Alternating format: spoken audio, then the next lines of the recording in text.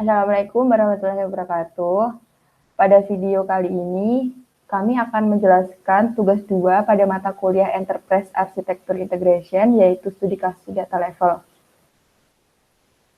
Sebelumnya, perkenalkan kami dari kelompok 9 yang beranggotakan yang pertama ada saya sendiri, Rizkananda Widya Putri, yang kedua ada Disa Hagai Tarigan, dan yang ketiga ada Henry Agusta Harsono.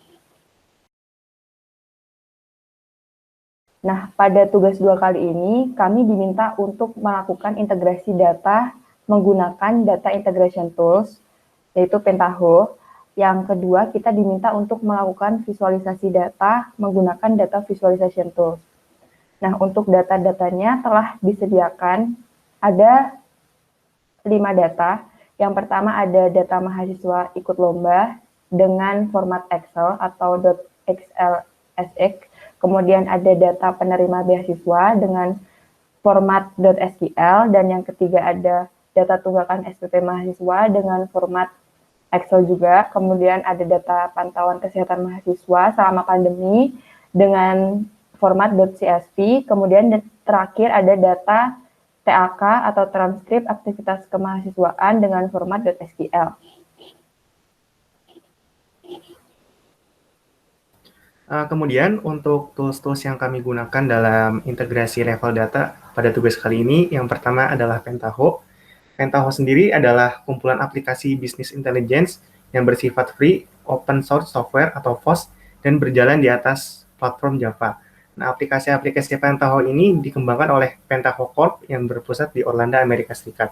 Selain sifat yang gratis dan penggunaan yang luas, dukungan Pentaho juga bisa didapatkan dalam bentuk SLA atau Service Level Agreement. Kemudian apa saja yang ada di aplikasi Pentaho itu? Yang pertama ada Pentaho Reporting untuk keperluan reporting, kemudian analisis atau pemberian OLAP server, kemudian ada Pentaho Data Integration atau Kettle yang mungkin sekarang kita gunakan, kemudian ada Pentaho Data Mining dan BI Server. Kemudian yang kedua itu XMPP. Nah, XMPP ini adalah solusi bagi kita untuk menjalankan web server dan database di localhost komputer kita.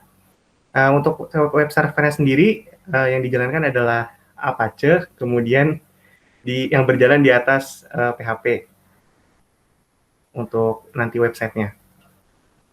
Nah, untuk tools yang ketiga itu ada Code Editor. Code Editor yang kita gunakan untuk mengembangkan dashboard visualisasi kita itu kita menggunakannya VS Code. Kenapa kita menggunakan Code Editor tersebut? Karena Code Editor tersebut sudah memiliki fitur-fitur yang kompleks yang bisa membantu kita untuk mengembangkan sebuah dashboard itu agar lebih mudah gitu.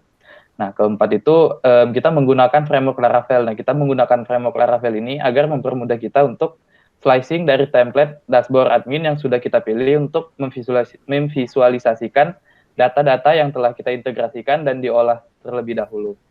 Nah, kelima itu ada database. Database yang kita gunakan itu MySQL. Kenapa kita menggunakannya? Karena dari format data yang sudah kita dapat itu lebih banyak memiliki format MySQL, sehingga kita menyamaratakan data tersebut. Kemudian yang keenam itu kita menggunakan Chart.js, yaitu library dari JavaScript sendiri. Nah, Chart.js ini kita menggunakannya agar mempermudah kita untuk memvisualisasikan beberapa data dan beberapa chart di dashboard kita. Dan alasan kita juga menggunakan Chart.js ini karena sangat mudah diimplementasikan ke dashboard template kita, seperti itu. Oke, kemudian saya akan menjelaskan tentang integrasi data. Nah, di sini kami menggunakan Pentaho sebagai tools integrasi data. Jadi sebelum kita melakukan visualisasi data, itu kita perlu melakukan yang namanya data integration atau integrasi data. Tujuannya itu adalah untuk menjadikan data-data yang dari sumber yang berbeda-beda tadi, yang memiliki format yang berbeda-beda tadi ke dalam satu format yang sama. Nah, di sini kelompok kami menggunakan format RDBMS MySQL dengan format .sql. Nah, langkah pertama yang kelompok kami lakukan itu yang pertama adalah melakukan ekstrak data. Jadi kita mengimport atau kita memasukkan data-data dengan format yang berbeda-beda tadi sesuai dengan formatnya. Misalnya di sini ada data COVID dengan format .csv.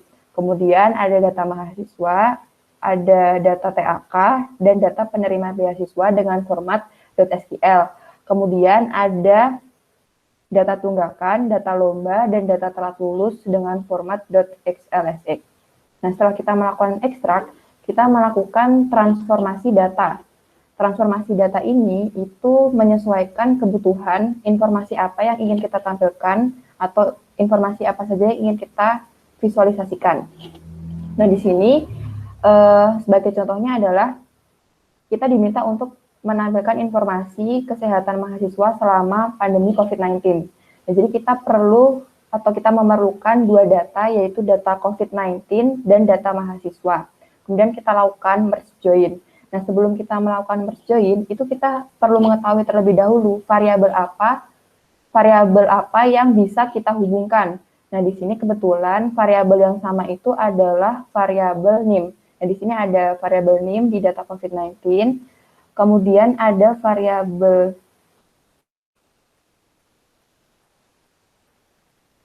NIM juga di data mahasiswa. Jadi kita bisa menggunakan variabel NIM untuk melakukan merge join. Nah, di sini itu kami melakukan join dengan tipe inner join. Seperti itu. Nah, kemudian setelah kita melakukan merge join, itu nanti kita akan ketemu masalah baru, yaitu data pada merge join ini, data yang telah kita lakukan join ini menjadi terduplikasi. Jadi ada dua NIM. Nah, oleh karena itu kita menggunakan fitur dari Pentaho, yaitu select values untuk meremove NIM yang duplikat. Nah, sebetulnya fungsi dari select values itu selain untuk meremove variabel atau atribut yang tidak diinginkan, juga bisa digunakan untuk menselect atribut atau variabel-variabel apa saja yang ingin ditampilkan. Nah, setelah kita remove, itu kita lakukan load data sesuai dengan format yang telah kita tentukan. Seperti itu. Nah, sama halnya juga dengan data tunggakan, itu kita lakukan merge join juga dengan data mahasiswa, data lomba juga demikian.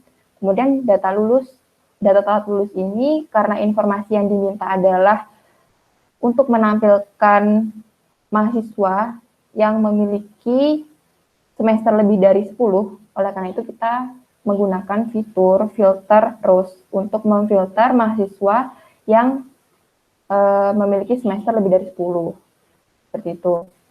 Kemudian kita lakukan merge join juga, kemudian kita load datanya pada SQL. Nah, setelah kita melakukan load data, ini secara otomatis datanya akan disimpan pada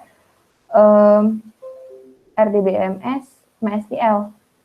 Seperti ini.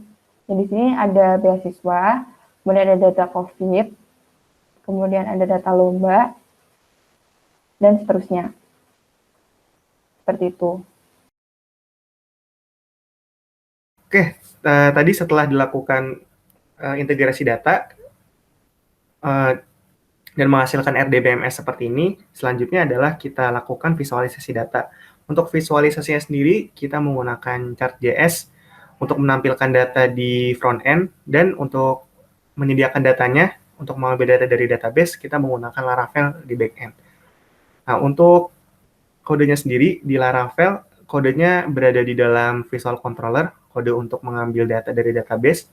Pertama, misalnya di sini kita ada count, ada beberapa baris kode count, query count untuk menghitung total data dari tabel-tabel tadi.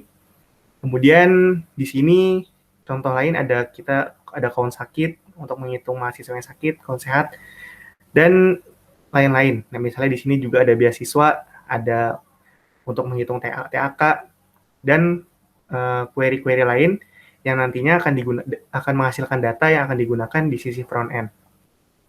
Untuk hasil akhir dari codingan visual controller tadi bisa kita lihat di sini. Nah, jadi menghasilkan data seperti ini, ada intinya data-data yang diperlukan di bagian front end. Misalnya ada lomba kategori, ada juga TAK account, penerima beasiswa, kemudian providernya, kemudian mahasiswa tunggakan, alasannya, data telat lulus, dan semua data yang diperlukan di sisi front end. Nah, untuk di Chart.js sendiri, script-nya kita split di dalam beberapa file blade. Yang pertama ada script tunggakan ini misalnya. Nah, di script tunggakan ini kita menggunakan tadi polar area dan mengambil data dari backend tadi. Nah, di sini kita ambil untuk label, kemudian untuk data, dan di sini untuk mengatur pewarnaannya. Sama juga dengan script-script untuk menampilkan data yang lain. Misalnya di sini ada hitung lomba. Nah, di sini kita menghitung jumlah peserta lomba per tahun. Nah, datanya juga sama, kita ambil dari sisi backend tadi. Datanya misalnya untuk lomba itu kita ambil dari sini, ada lomba 18, 19, 20. Kemudian ada juga di bawah tadi untuk lombanya. Oke, mungkin secara umum seperti itu untuk codingan di back-end-nya.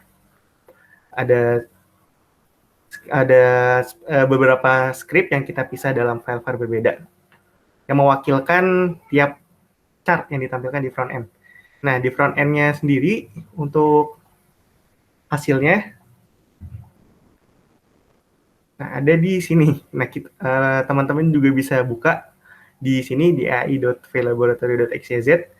Untuk datanya yang ditampilkan pertama ada beberapa card di atas ini, ada jumlah mahasiswa, total ada 100, kemudian telat bayar BPP ada 8, penerima beasiswa ada 22, telat lulus ada 48, dan peserta lomba ada 24. Kemudian data pertama yang disajikan adalah informasi mengenai THK. Nah, THK ini pertama kita sajikan dulu total THK yang sudah diinput oleh mahasiswa itu ada berapa, kemudian yang menginput mahasiswanya ada berapa, rata-ratanya ada berapa. Kemudian di sini kita juga melakukan pembagian seperti range gitu. THK yang 0 sampai 30 ada 8 mahasiswa, 30 sampai 59 ada 23 mahasiswa, dan yang di atas 60 ada 69 mahasiswa. Dan di bar chart ini kita lakukan lebih detail lagi. Di sini ada tambahan THK lebih dari 100 itu ada 38 mahasiswa. Nah, untuk lomba dan kejuaraan, pertama kita tampilkan dalam ini progress bar atau horizontal bar ya. Nah, di sini kita tampilkan total peserta tiap lomba. Misalnya di sini Business Plan BINUS 2020 ada 1 mahasiswa yang mengikuti, kemudian di Gemastik ada 1, Hackathon Telkomsel ada 1, Imagine Cup 2018 juga ada 1, dan lomba-lomba lain kita tampilkan di sini. Nah, chart yang di tengah ini menampilkan data per tahun dari lomba yang diikuti mahasiswa. Misal 2018 itu ada 4 peserta lomba, di 2019 ada 8, dan di 2020 ada 11. Nah, untuk yang paling kanan ini menampilkan total perlombaan yang diikuti, terbanyak diikuti, dan paling sedikit diikuti. Selanjutnya kita memiliki informasi kesehatan mahasiswa. Yang pertama kita akan memvisualisasikannya dengan bar chart. Di sini kita lihat data-data dari mahasiswa yang sehat, sakit, dan tidak diketahui. Kemudian kita bisa lihat lebih detail penjabarannya di card status kesehatan.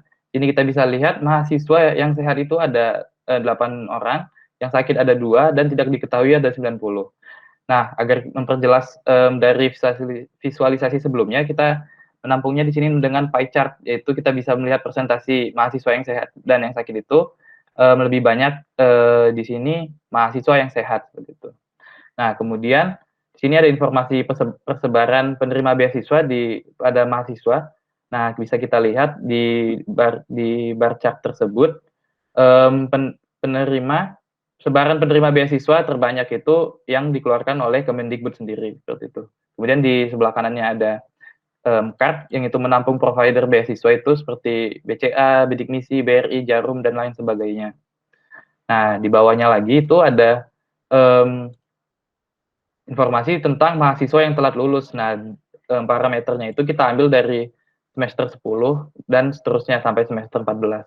Sini kita tampung dengan donut chart. Kita bisa lihat di sini antara semester 1, semester 10, semester 11, semester 12 dan 13 dan 14 ada beberapa mahasiswa seperti contohnya di semester 10 itu mahasiswa yang telat itu ada 10 orang, di semester 11 ada 8, semester 12 ada 12 orang, semester 13 ada 10, dan semester 14 ada 8. Nah, untuk lebih detailnya lagi kita bisa lihat di card di sebelahnya itu ada status telat lulus. Nah, semester 10 itu ada 10 mahasiswa, 11 ada 8, 12 ada 12, semester 13 ada 10, dan semester 14 ada 8, seperti itu.